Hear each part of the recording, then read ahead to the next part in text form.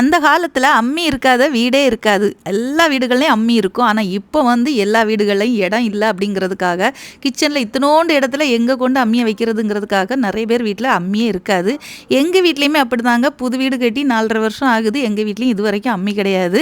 ஆனால் எனக்கு ரொம்ப நாள் ஆசை அம்மி வாங்கணும்னு சொல்லிட்டு இன்னைக்கு சூப்பராக அதுக்காக தான் வாங்கியிருக்கேன். அம்மியில் அரைச்சி குழம்பு வச்சு அதனோட டேஸ்ட்டே வேறு லெவலுங்க. அந்த கைக்கு தங்க விலையிலே போடலான்னு சொல்லலாம். அந்த அளவுக்கு அம்மியில் அரைச்சி வைக்கும்போது ரொம்ப டேஸ்ட்டாக இருக்கும். இந்த துவையலுன்னு ஒன்று வைப்போமே, அது இந்த மிக்சி ஜாரில் அரைச்சோன்னு வைங்களா, அப்படி இப்படிமான்னு பார்த்தாலும் எப்படியாவது அது சட்னி ஆயிடுது. துவையலுங்கிற ரீதியிலே கிடைக்க மாட்டேங்குது.